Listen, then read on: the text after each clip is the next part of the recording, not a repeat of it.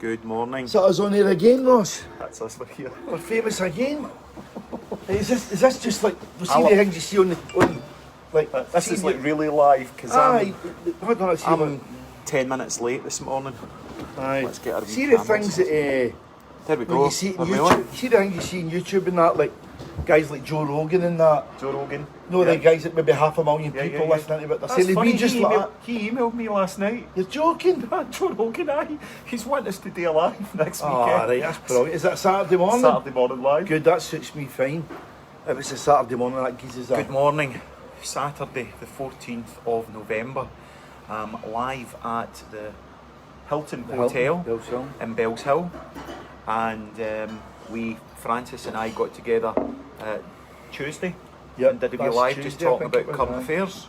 And we got a handful of emails between us to talk some more about addiction, mental health, sex, all the stuff that folk don't want to talk about. Chocolate, biscuits. Biscuits indeed, aye. So sorry we're late. We said we were coming on at 10 o'clock this morning, but the chauffeur didn't arrive for me until... Aye. Well, he actually told me we were coming on at 9. He sent me a message, so I came into the gym early and I was sitting all this time waiting for him. But that's... Morning, Nadia. How are you? That's a big thing. How have you been? Alright, Ross, aye, alright. What's been But, happening you know this what, there's things happening all the time. Things that you can, a couple of things have happened this week to me. It's been quite disappointing. I'm not really in a position to discuss it publicly at this particular moment. No, but I mean, no, it's not really. But again, it's all down to how people choose to represent people's. We're all responsible for the words that we write. No, if I write something, I take full responsibility for the words that I write. But I can't be taking responsibility for how people choose to misrepresent. People misrepresent my words or try to read something into them that... But that's their perception. That's their perception. So I can't be responsible for other people's perception. Of course of not. what I've written, or what I'm thinking. But the reason I'm saying that is it doesn't just... It's in life, and it's not just in personal things or public perception, but people, constantly try to take a set of words, take a narrative, and make the narrative, instead of just accepting what you mean with your words, you try and reorientate or re-nudge the narrative into something else that doesn't mean. That's a very difficult thing for anybody to do, because your words land on their internal frame of reference, and then they make meaning of your words based on the Scrabble board within their own mind. Yep. I mean, I think one of the problems is that if you discuss narratives. I mean, I'm into this stuff, and I've tried to be into it as much as I can because it's part of my studies, right? Looking at words, looking at what words, trying to say what words objectively mean, right?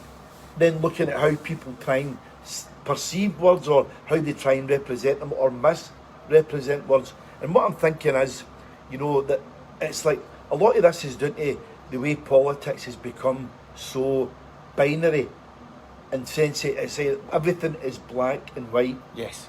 When it's no actually, it's a lot of grey in the middle, and people tend to take what I would describe as quite extreme positions on the left or the right, even when they don't necessarily believe in their positions, but they take them because they feel that they need to perhaps virtue signal to other people that they've got the correct politics. I mean, the reason I'm saying that is, and this comes back to something else that we've spoken about last week, on Tuesday, we were talking about external validation. Now, external validation is something I was big into. I felt I needed to external validation. So, because I've maybe moved on for that now, and I don't know, I'm not, you either like me or you don't like me, and I'm not really, I wouldn't consciously go out my way to make people dislike me. At the same time, I'm not fazed whether people like me or no. No, that's cool. I don't like my words being misrepresented. And what I'm trying to get at is, there's so much virtue signalling goes on in social media, for example. People try and they want to make sure that they can, the perception that they give of themselves has been dead liberal and free thing. It's a wee bit like, people, Kamala Harris, the Vice President to President-elect Joe Biden is black, Okay. right? So you've got people virtue signalling that they like Kamala Harris because she's black. I could do that as well because I'm into black music and I want to be with it and cool.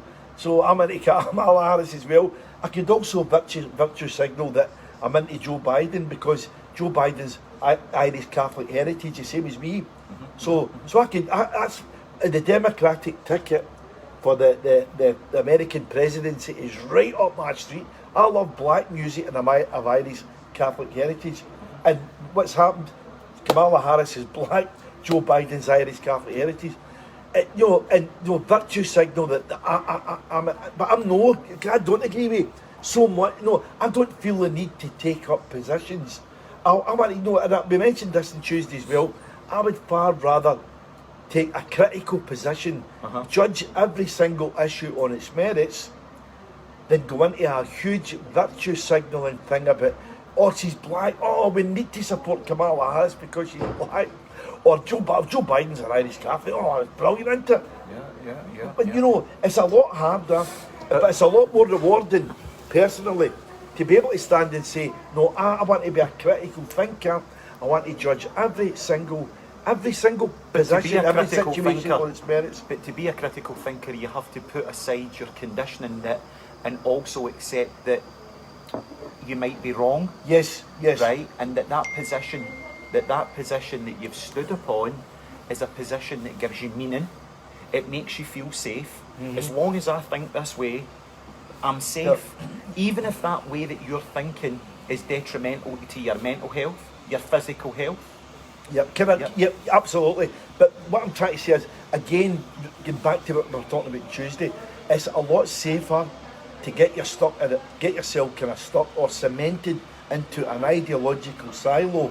No, it's a lot easier to sit down and say, like I used to do, try and take extreme left positions on everything, but also turn around and say, right, so this is a situation or a particular scenario has developed.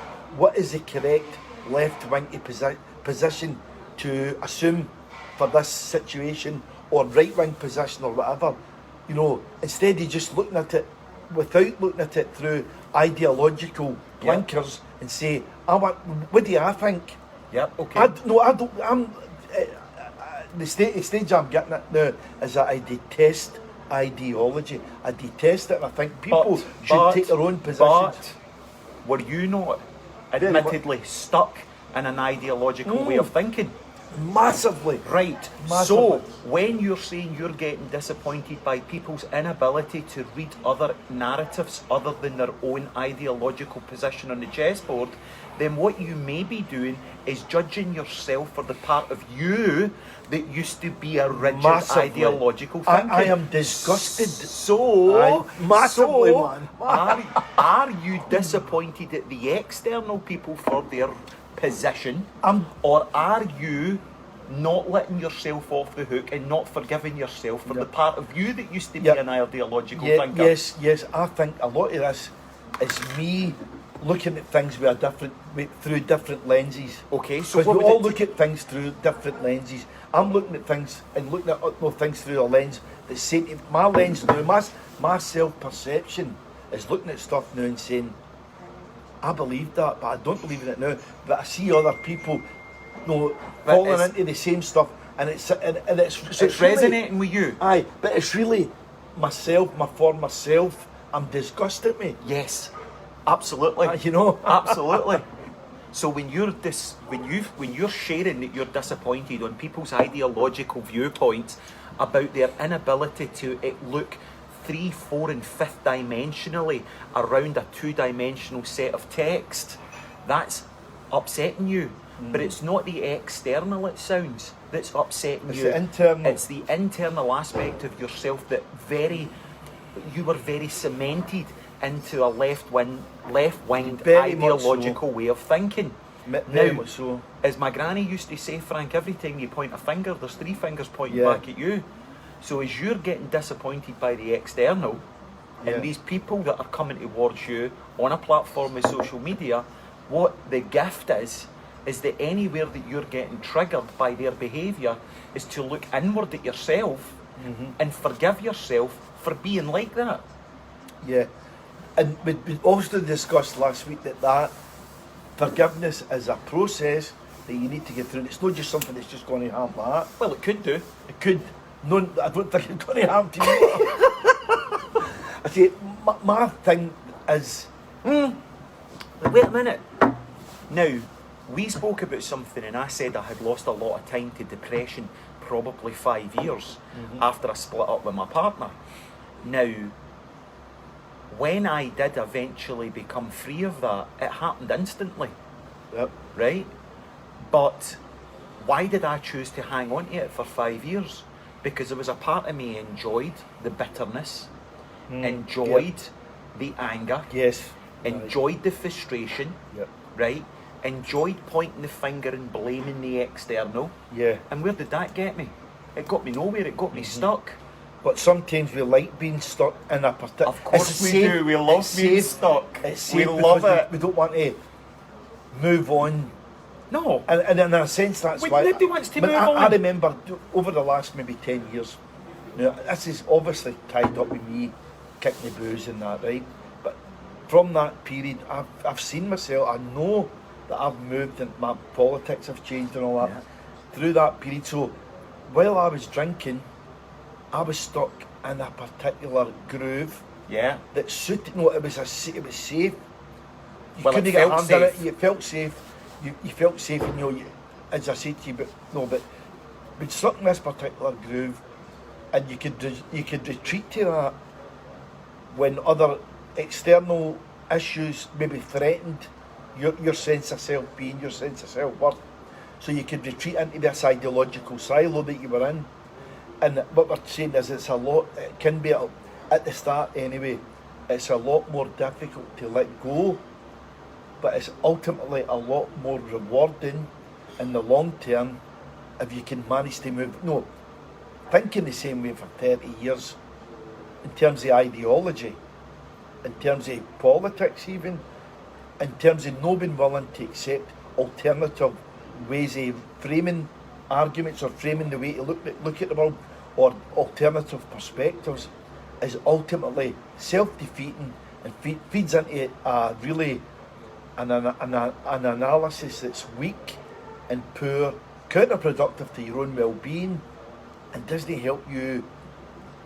But how many people are being productive to their well-being? How many of us are actually stuck, right? Feel like we could be doing more and not. Feel like we could be giving more and not. Wanting more from life, but not having more from life, okay? All of us, in my experience, want freedom.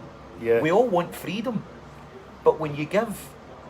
Slaves want freedom. You give them freedom, they don't know what to do with it. Yeah. Long-term people that have been incarcerated in prison Yes. for decades say, I Yes. can't wait to get out of here. I Aye. can't wait to get out of jail, right? Yeah. I'll not be seeing you guys again. It's institutionalised. They're They're used to a institutionalised. particular mode and way of thinking. Aye, They're out absolutely. of prison no less than 3 months Yeah. or 6 months, and they've committed a crime, a pointless crime, to take them back To inside get again. back in, aye. Right? So if we use that analogy, where are we doing that? We're saying, you know, Well, allegedly.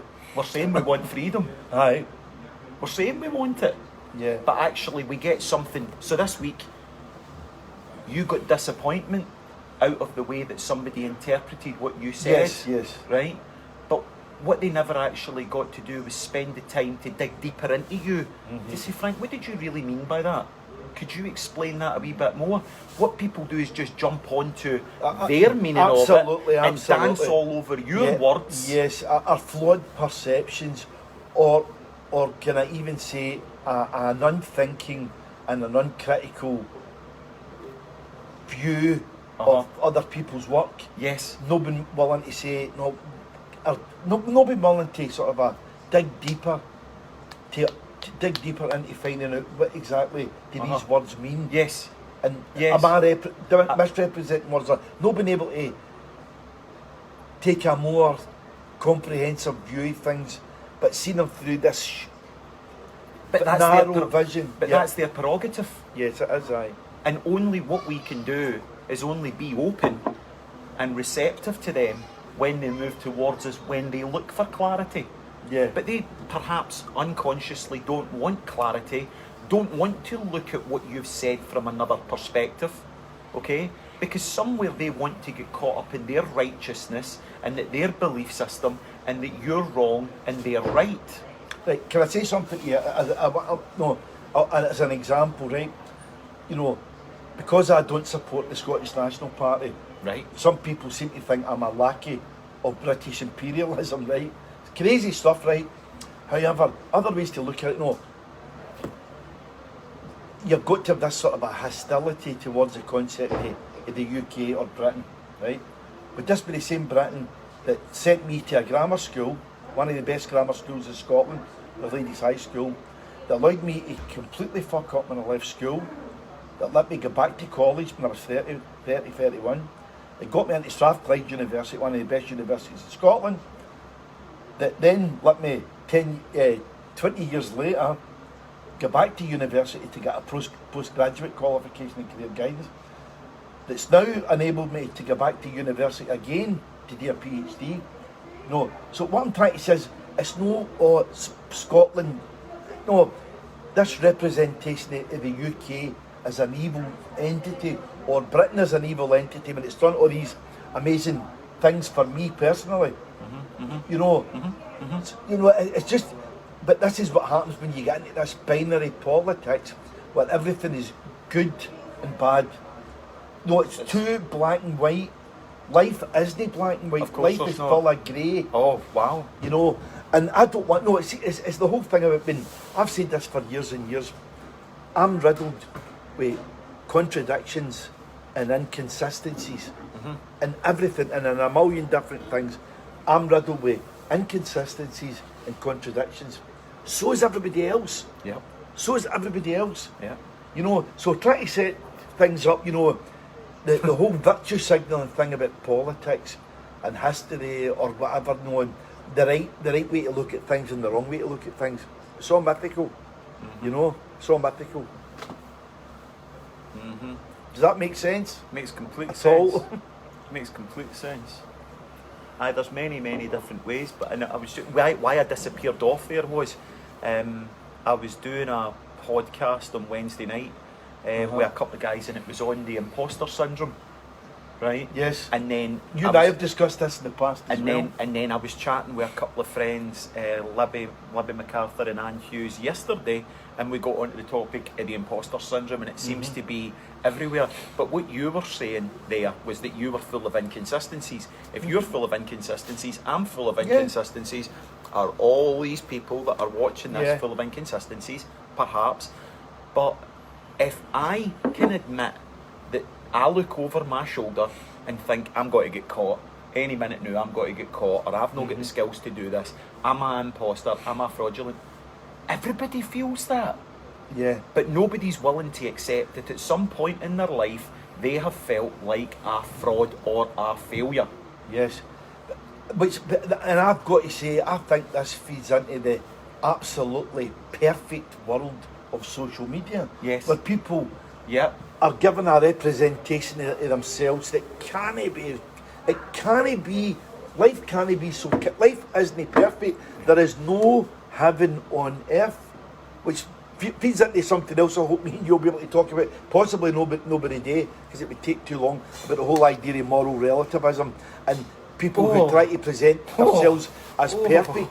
And moral relativism. I mean, I'm not perfect. No. You're not perfect. Absolutely. None of us are perfect. But people are, no. You can imagine some of the photographs you see on Facebook, people maybe took them 10 or 11 times to get the perfect and then filtered them. And filtered them and all that. No, so that's what's happened with life, that we're all trying to show a perfect representation of the self. Yep. Because we're all orientated towards the self. And I think that the self, I truly believe in my heart, one of the biggest problems that we've got in society is the sort of the orientation towards the self Whoa. at the expense of community and towards society, that the self is all that matters. Yes, but if you don't have a clue what the self is, it's almost like you're continually building houses on sand. Yeah. If there is no real authentic self, because you've dissociated from that, you're constantly feeding a hungry ghost by trying to present the perfect self. Mm-hmm. But there is no perfect self. There isn't. But one of the biggest issues at the moment, in my opinion, this is how I see things in right. There's two massive dangers. There's the emphasis on the self, coming from individualism, extreme individualism that says I can do whatever I want because I'm in control. So if I can do anything I want, I've not got any responsibilities to other human beings. I've not got responsibilities to society, which leads to an extreme form of individualism. And I think it comes from the left and the right of the political spectrum. Yep. I think in the left, or in the kind of postmodernist left, you're getting it in the whole idea of transgenderism. The people can choose what sex you're rather than they're born a particular sex. But this is mental. Some of the stuff that's happening there now. But this all comes back to I've got the right to do whatever I want. I'm not responsible for MD. No, so if I want to have an affair, if I'm married and I want to have an affair, I can have an affair if I want because it's up to me. I can do what I want, but I have to understand the implications that will have on my surrounding people, family, friends. Yes, but also the implications of the effect it's going to have on yourself. Yeah. Because it's going to feed into, then right away, you're living lies. Yes, absolutely. No, I'm saying this because I've done all these things.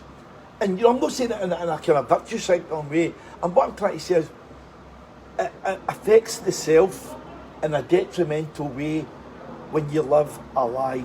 What I want to put out there is though, this is phenomenal philosophic conversation we're having, but I have a ever-changing view of the self, and fortunately, as I've got older, that view of self has started to stabilise somewhat, right? Mm-hmm. Because I used to think I was the car I drove, the clothes I wore, the watch I wore, the tribe I ran about with, the group I ran about with, the political thinking that I ran about with, the spiritual narrative people that I ran about with. Mm-hmm. But what used to happen was all of those parts used to land on an invisible self that had no meaning, no substance. There was no substance to myself. Right. Okay, so any character that I used to put was like feeding a hungry ghost. It just used to fall through.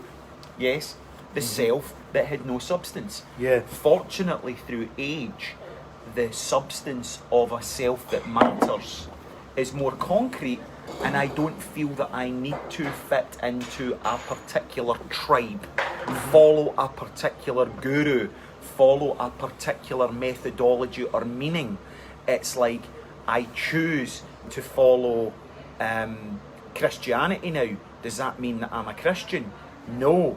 It just means that for a lot of time I was Buddhist one week, Hindu the next week, reading philosophy the next week. Mm-hmm. You know, I was seeking every kind of personal development. I was in the AA 1 month, then NA the next month. Yeah, I get that. Yeah. Mm-hmm. Then I was going for Reiki. Then I was choosing whatever spiritual model that I could get in an attempt to try and feed the unsubstanced self, right? So when you have no secure attachment to a self internally, you're continually going to try and pick whatever you want off the tree. Absolutely. But, yep, I would absolutely agree with that, and that's what happens when you've got, again, part of this comes out as well when you've not got a moral anchor. Moral anchor. Moral anchor. Is it a moral anchor or it's moral anchor and moral compass? Moral compass, or you can say a moral. But you need an anchor. But if a compass is kind of indicating direction, You need the anchor into something that's steadfast before you can go travelling. And then we need to find our own magnetic north. Now, my magnetic north's different for your magnetic north, but what we're seeing now is, oh, she's got her lips done, and people like her. I'll go and get my lips done. I'll go and get Botox done. Right? I'll get my lips done. I'll get my chest done. And because of our vulnerability and our fragile psyche, you know, and we need this validation from we other constantly people. want to be validated Aye. by the external world. Yes, absolutely, 100%. It's horrible. It's frightening. Wow. That's the society we've created. Or we've allowed We've allowed it. We've allowed that. Create it. And you know, it's, you know, everybody is wanting to Be a drug dealer or a football player. or show a self perception of ourselves in social media. Is it the perfect Family. body, the perfect family, the biggest car? Yep. But and Oh, do you know what? You know what? I just saw something. I saw somebody that had put a selfie up, and the Queen was in the background.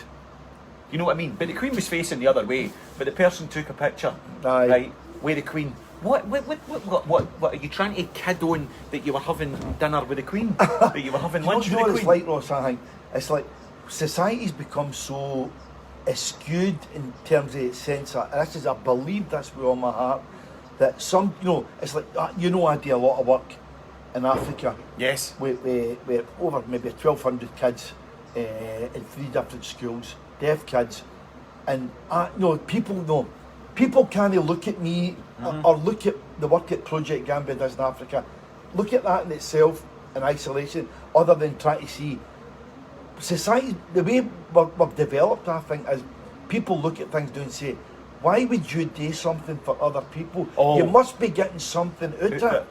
Why do People can't understand an altruistic view. Can't get it at all. It's like, that saddens So me. what kind of mindset looks at someone, right? What kind of mindset looks at someone and thinks they must be doing this for a reason, they must be getting something out of this, and can't accept that you're giving altruistically?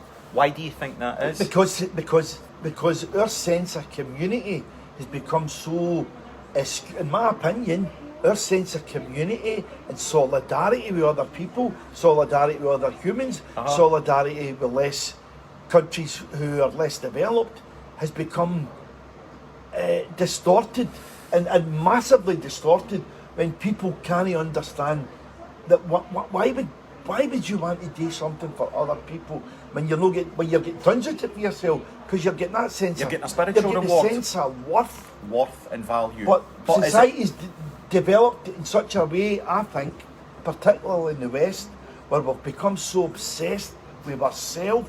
It's all me, Okay, me. so then is it not back to what we originally started this conversation about? Probably. that I can't do anything for anybody for nothing without getting something. So because I've not healed that fracture in my psyche, when I see Frank doing something for nothing, I project my 1,000,000%. right.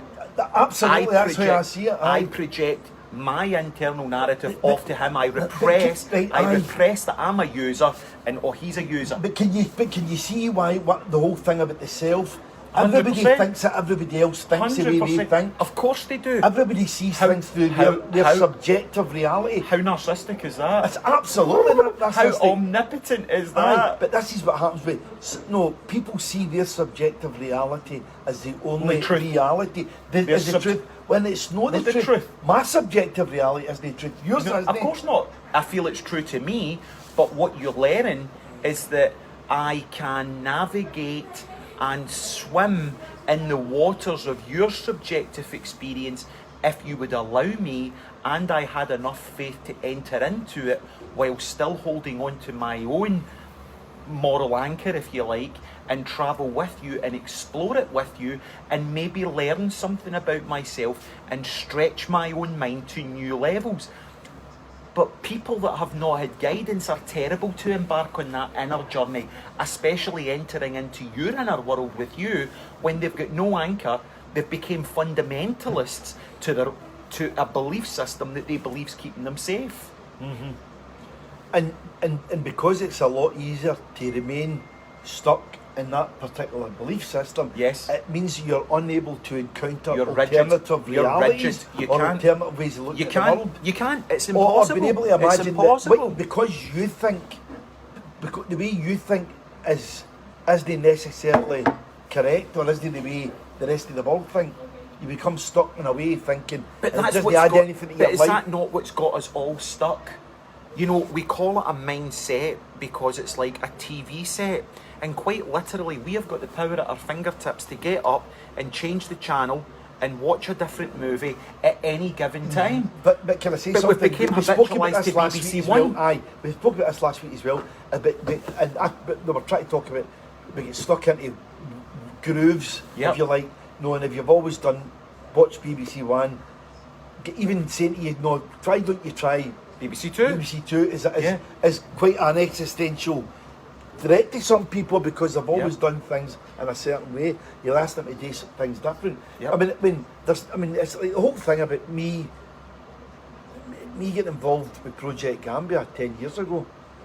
That was a massive existential change for me. Existential. Because I was coming from a sort of my worldview was very, very cynical, very, very self-centred, very much what I could know. My world constituted what could I get out my world. Pride and ego. Pride and ego. God. So if you're asking somebody to actually, it's like move out of that way of looking at the world, look at the world another way, and go to a society where all the things that I felt were important didn't matter. Mm-hmm.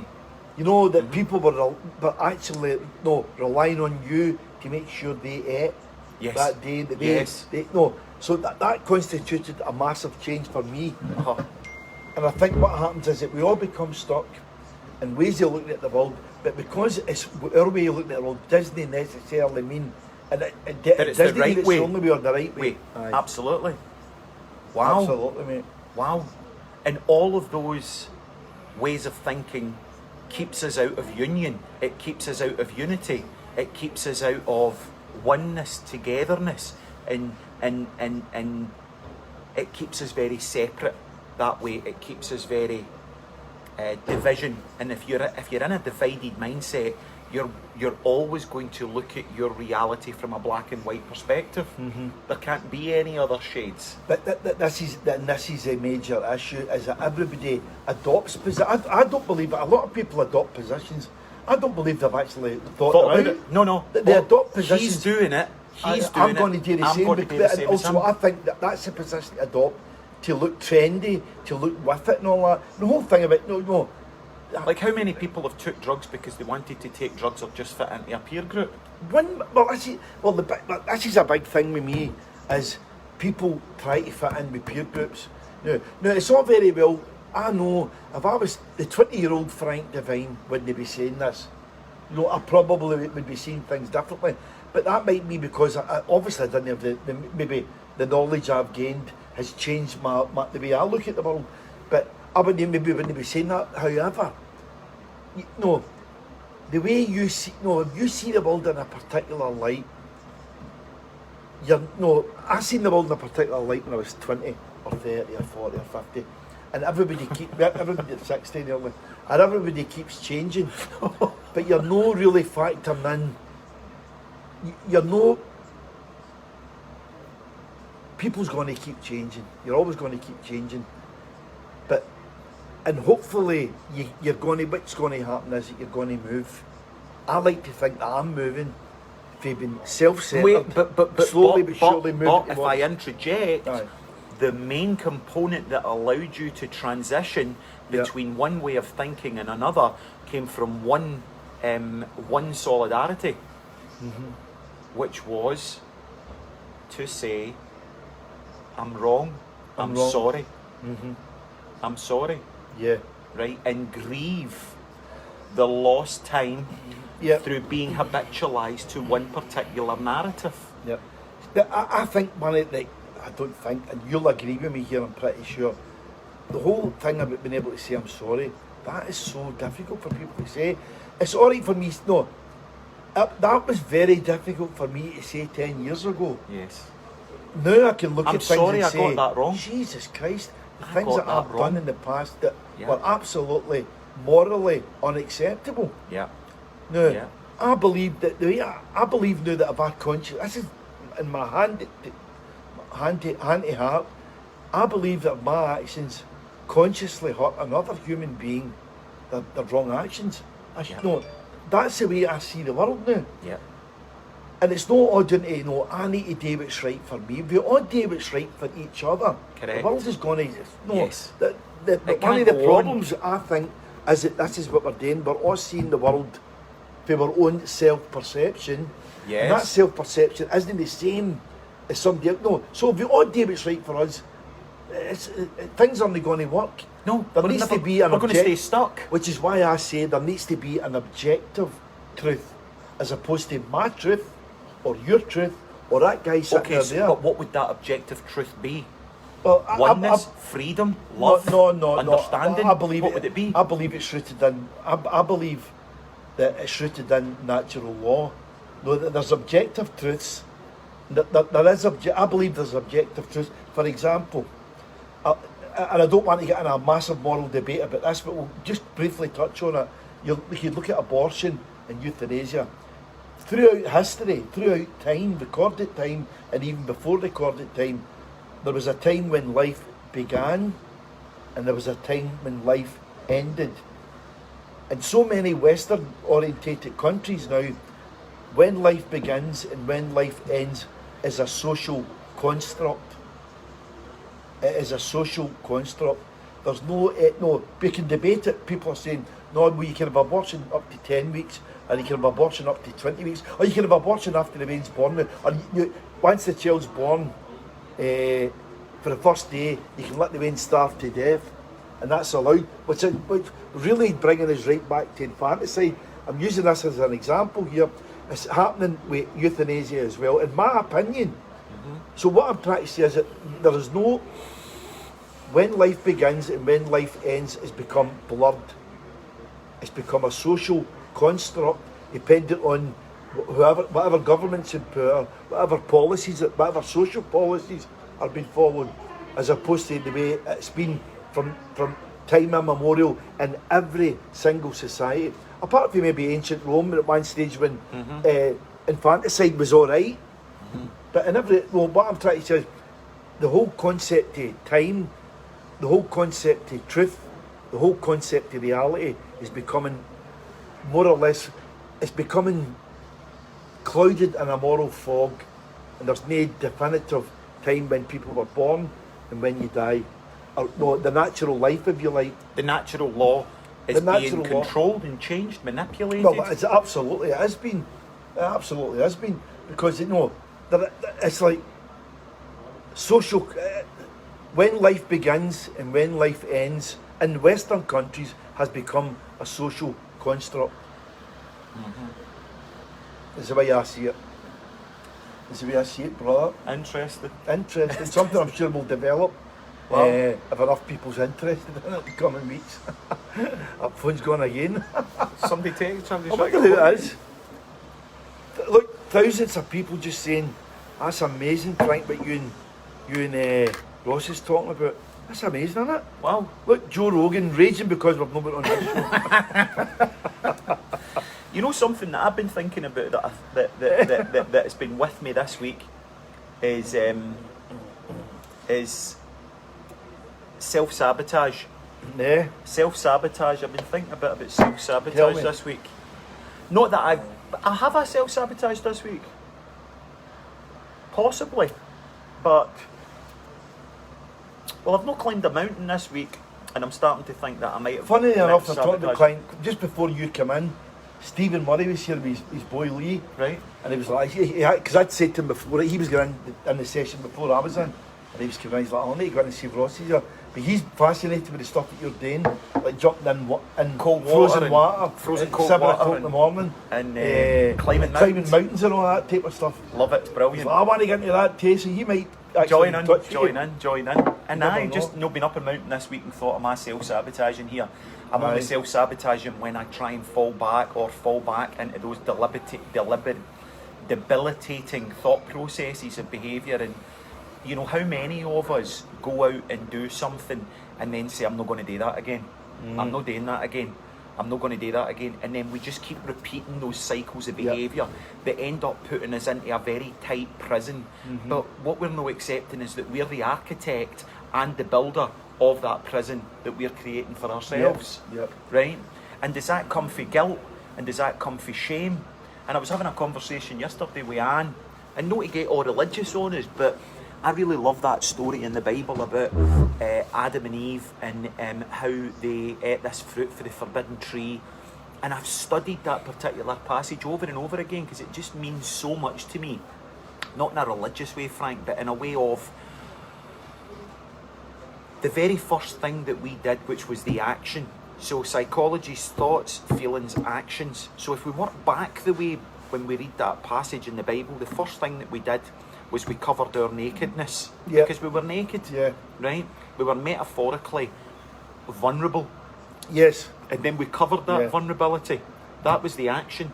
The thought that's the feeling that's documented in the Bible is shame. Right? The thought isn't documented in the Bible, but if I was to harbour a guess, it would possibly be judgment. Now, what did that take us away from? That's what they described in that big book, that mythical book of the fall. And what did we fall from? We fell from oneness. This Garden of Eden, this place of oneness, unity, togetherness. But people only experience that when they're full of Stella, had a few lines of Charlie, or dumped a couple of eggies, right? They think that that's oneness, that spiritual place that they're having to, bullshit, that they're having to access through taking drugs and alcohol. Do you know, it's funny you should say it here, because this is where I find myself. I'm absolutely sick. We mentioned this last Tuesday as well about, there's certain forms of thought that's acceptable with kind of outside society, right?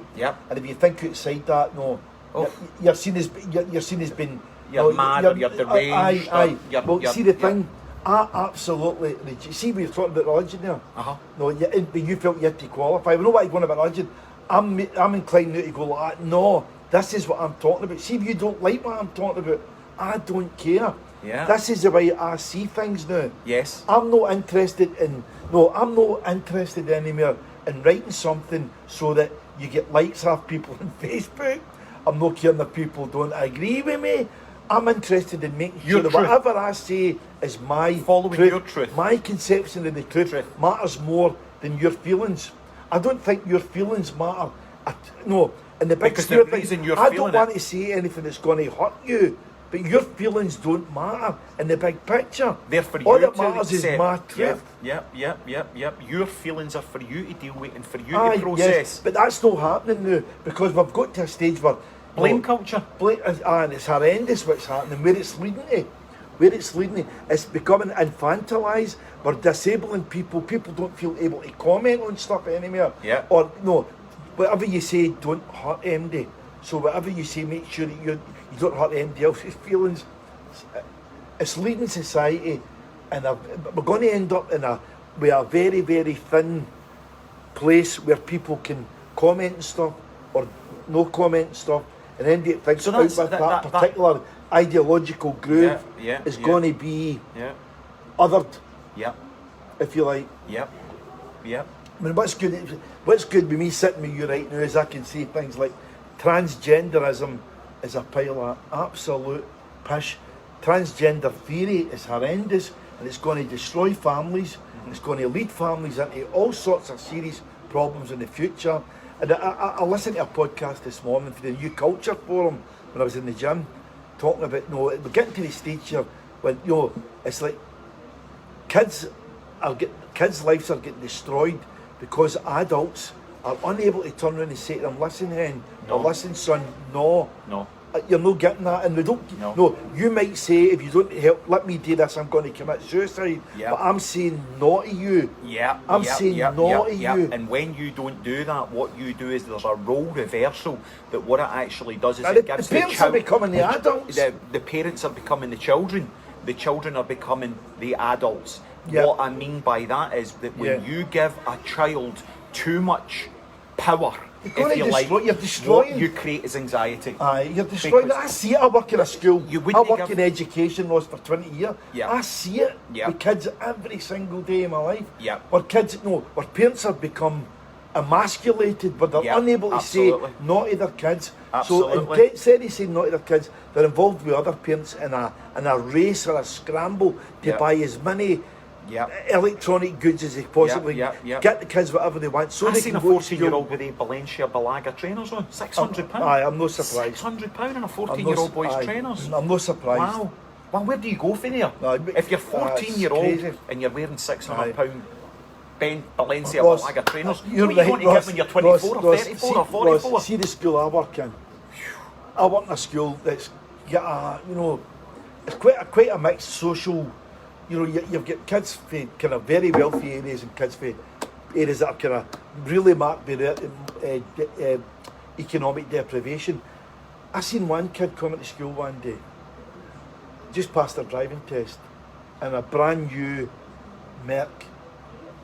A kid at 17 Wow. coming to school with a brand new Merc. How do you think Now, that's how do acceptable? you, How do you justify how that? do you top that?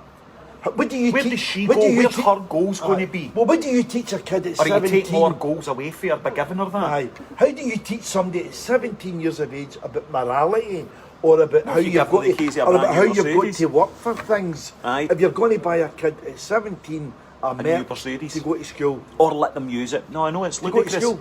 It's ludicrous.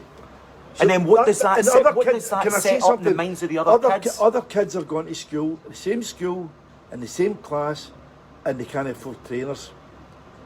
It's just something's happened where some adults think it's morally acceptable to give children whatever they want, yeah. when they want, Yeah. But and you think, oh, don't you think then there's shame that creates shame?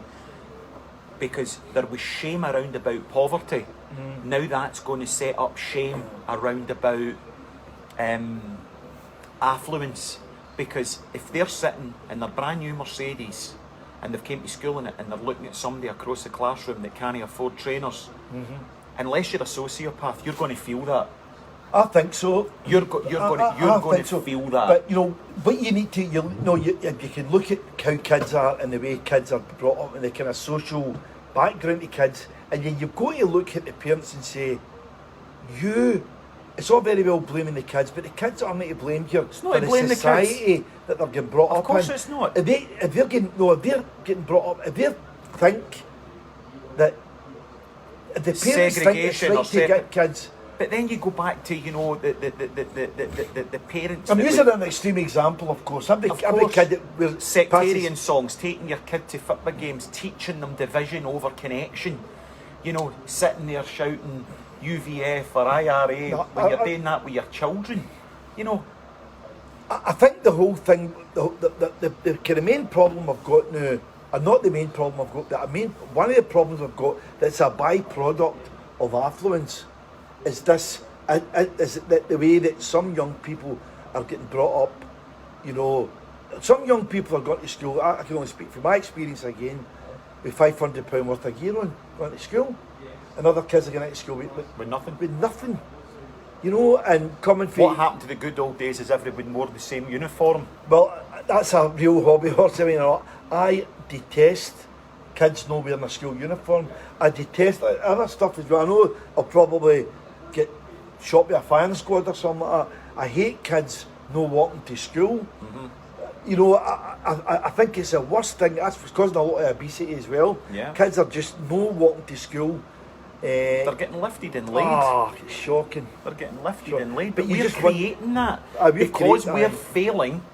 Because we're failing Yeah. in our parental duties, because we're failing ourselves, we feel that we have to buy love, give them what they want, feel guilty that two parents are maybe out working and they're not spending enough time Or with their even children. worse, that parents, this is another thing I want to get off my chest as well. It's like saying a lot of parents, because the nuclear families kind of falling apart, Well, give me a shout when you get back out that rabbit hole, lads. when a lot of families are kind of falling apart, you've got maybe the father who doesn't stay with Yes. the family, Yeah. buying crazy over the top things for the kids. Yeah.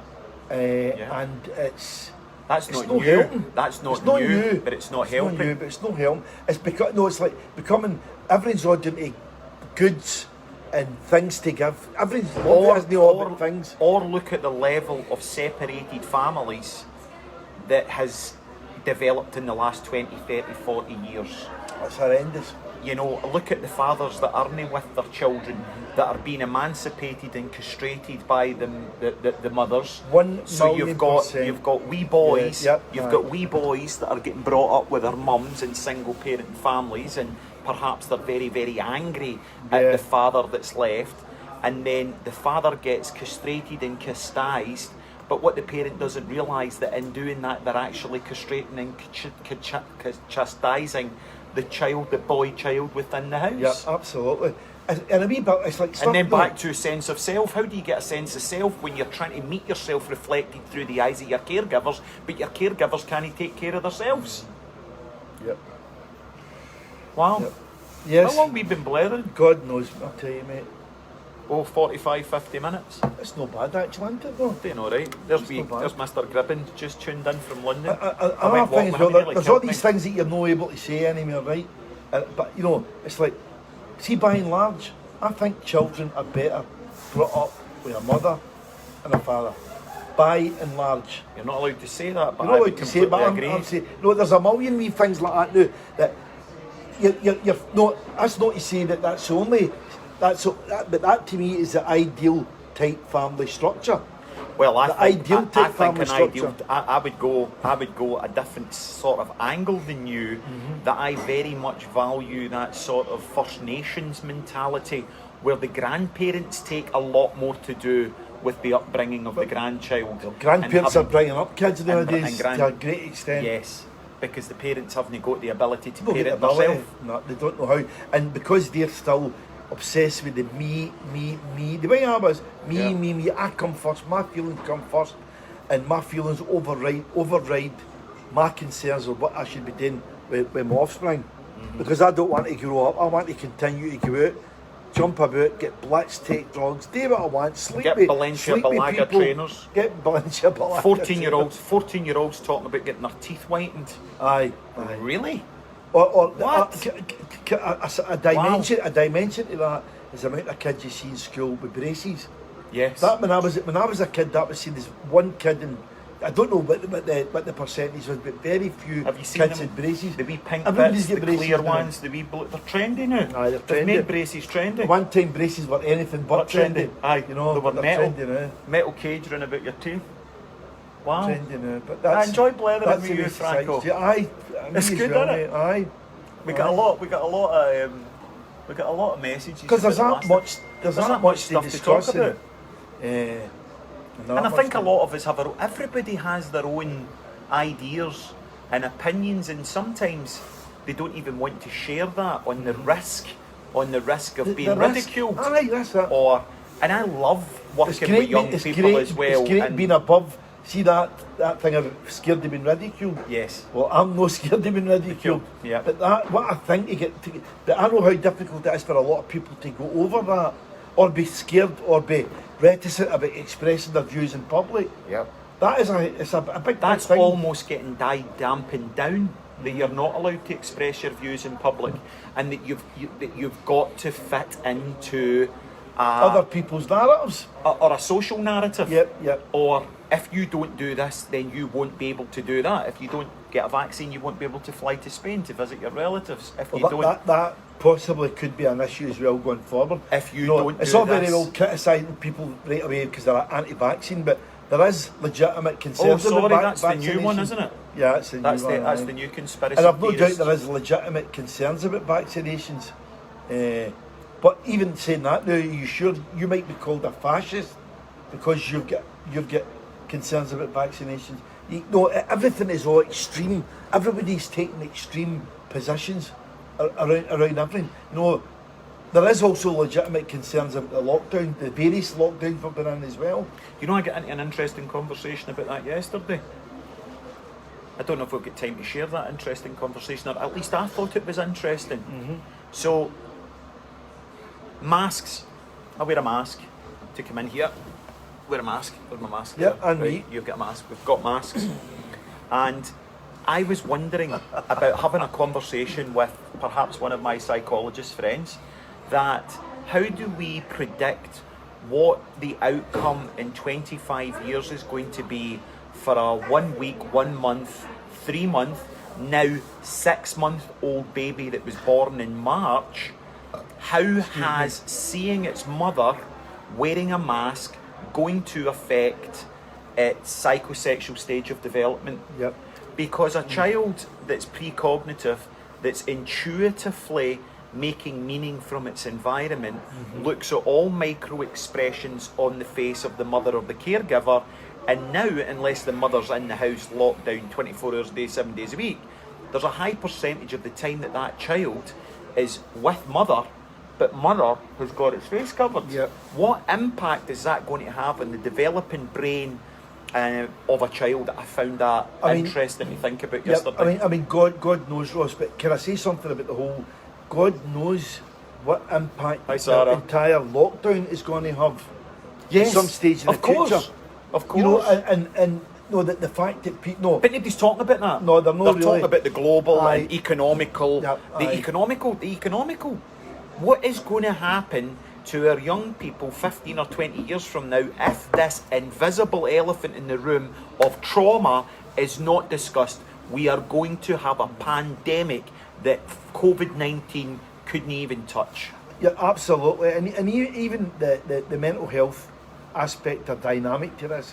I mean, my mental health has absolutely suffered, especially in the second part of the second lockdown, if you like. I think that's maybe coming into it a wee bit now. But how much going forward, when you look at what people know, we're into an entirely new dispensation. And going forward, how long is it going to be? It's all very well saying there's a vaccine coming, and a vaccine might very well appear, but it'll be years and decades maybe when we're still working out or still finding out the effects. Well, look at the effects of the potato famine in Ireland. Yep. Look at the effects. Yeah, absolutely. Look at the effects of the potato famine in Ireland. I mean, that affected generations. Generational. I mean, I'm an alcoholic. Is part of that due to generational trauma? Nadia, are you still watching? And kids developing OCD. That's another Absolutely, point. aye. You know, so I mean, there's so many different. No, but you're right what you said about the famine in Ireland. That's a big thing with me. Generational trauma. But this is a trauma right now aye. that's fed into another generational trauma that we don't. Kids scared to hug their grandparents. Exactly, Kirsten. Yep. Generational trauma, the systemic trauma that's architecturally designed into the fibre of our being. We have now just created a trauma that's impact is going to be felt for decades, if not generations to come, and nobody is talking about it. And if we can't learn from history.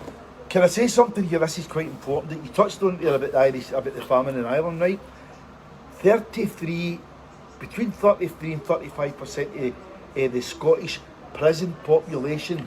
Wait a minute, run that by me again, Frank. 33% of the Scottish prison. Of the Scottish prison population is Catholic. Right. Catholics only make up 16% of the Scottish population. Catholics make up 16% of the Scottish population, but between 33 and 35% of them are imprisoned. No. The prison population is between 33 and 35% Catholic. Right. The vast majority of Catholics are of Irish descent in Scotland. So what I'm trying to say is generational trauma could have does impact absolutely in prison population. In prison impacts in alcoholism rates. Of course, 100%. There's been research done very recently with two academics in Glasgow. Trauma and addiction. Trauma and addiction. Don't take that analogy to the northeast coast of Scotland, because you'll get hung, drawn and quartered. Because if it's no the A or the NA, you're not allowed in, you're a weirdo. Trauma is 100% responsible for destructive and debilitating behaviours, in my opinion. I have the right to say that. And I want to say something as well. It can be transmitted generationally. it can be transmitted through the generations. Of course it is. It's systemic. It's now buried in the architecture of our psyche. Yes. And trauma is 100%. But now we've got a whole movement, the ACE movement, which is great. I'm not ridiculing it, but we've now got a whole lot of social workers and psychologists jumping all over the ACE movement, and it's now trendy. Again, we are all looking at the symptom, Frank, and not the cause. But if we were to look at the cause... The guy is supposed to go for a shower an hour ago, but I've been glued to this. Brilliant, man. What was I talking about there? You've made me lose my... No, you haven't. I nearly laid that on you there. Trauma, ACE movement, psychologists jumping all over. We're looking at the... We're generational trauma being transmitted through the generation. We're still looking at the symptom rather than the cause. But if we were to look at the cause, what might the cause be? That would mean that somebody in a much higher position than you and I would have to take accountability. Let me share a view on that. If we look at Native Americans, sorry to my First Nations friends, and I've spent some time in the reserves up in Haida Gwaii in northern BC working with First Nations people, and their bravery and courage is phenomenal. But in their lifetime, Christianity came along and took their children into residential schools and gave them blankets with smallpox on them and took away their belief system, took away their fishing rights, took away their spiritual belief systems, took away what they stood for and what they meant for. Now, what impact has that had on a generation where there's suicide, alcoholism, physical and sexual abuse? So who needs to take accountability for that? The people that came away and took away their absolute truth, their truth to honour Mother Nature and work with nature. Yeah, 100%. But the reason I'm saying that is because, for years people poo-pooed the idea generational trauma, and they said it wasn't true. The poo-poo trauma. The poo-poo trauma as well, that's right. That things that happened to previous generations didn't impact on you, but now it's sort of accepted now that it does impact. Of course it does. But and you look at, for example, as an example, I mean, I'm not a supporter of Black Lives Matters. Not all lives matter. Never been a... No, it's not so much that, because I understand the ideological thing that we're getting into here. What I'm trying to say is, black disadvantage in America, you can't detach black disadvantage in America from things that happened into previous generations. Of course. No, people in America right now, black people in America at my age, I'm 59, people in America at my age, black people, African Americans at 59, their grandparents were emerging from slavery. 3 generations so how ago, can you say 2 generations exactly. ago, 3 generations ago, exactly. that hasn't had an impact. Yep. Of course it has. So these things matter. Previous. So why are we not addressing trauma? Because nobody knows how to. Mm-hmm. Because we've lost connection. We've lost connection to what? We've lost connection. We've lost a spiritual connection. We've lost a connection with our earth. We've lost a connection with who we are because we don't know what the self is. Mm-hmm. Right? We've disconnected from the self. Yeah. And we're creating a false self, okay, that's an illusion, that's attempting to get validation from the external world, which is just continually feeding a hungry ghost. You never feel satiated. Exactly. Can I say one thing here? I like your trainers, by the way. Thanks very much. They're nice. Handmade. Are they? They're by the way. Handmade. They're brilliant, mate. What do you mean a wee pair of them? Just to kind of get back to kind of popular culture and that, and not get carried away too much. I know. I used to chat with a pal of mine when we were younger, or a wee bit younger, and Frank's a bit older than me. I'm 48. In the emerging hours, I'll be 48. And I remember speaking to my pal, and he went, we used to get right concerned about when are we going to stop wearing jeans? When are we going to stop wearing trainers? And then I used to... And you realise it just doesn't stop. It doesn't stop. I'm still wearing jeans and I'm still wearing trainers. But I used to give that a lot of time. We used to fear the day that we'd move into beige chinos. Oh! You know what I mean? Farah slip-on I'm not having shoes. to mark with beige chinos as long as they're Ralph Lauren beige chinos. That's alright then. No, the fashionable... We need to be careful here about beige chinos. The fashionable Farahs. But I mean, let's just say one thing. None of the two are likely to end up with a pipe and slippers. A pipe, a smoking, an overcoat or something. Well, Good talk, mate. I think it's been phenomenal. Aye. It's 11:15. I could chat all afternoon, but I'm sure folk have got other things to do than listen to Indeed. us babbling on. And yeah, thank you very much for your support. And as we say, if anything that we said, It's helped one other person. that's all that matters. And maybe you could be that person that makes that small difference in someone else's world. Because we could all be doing with it, and none of us are perfect, and we're all fractured, and we're all broken, and we're all vulnerable. But you know what? You sometimes have to learn how to be vulnerable and step out above the parapet. Yeah. We're vulnerable here right now. Although we got a lot of positive stuff, we got a lot of negative stuff as well.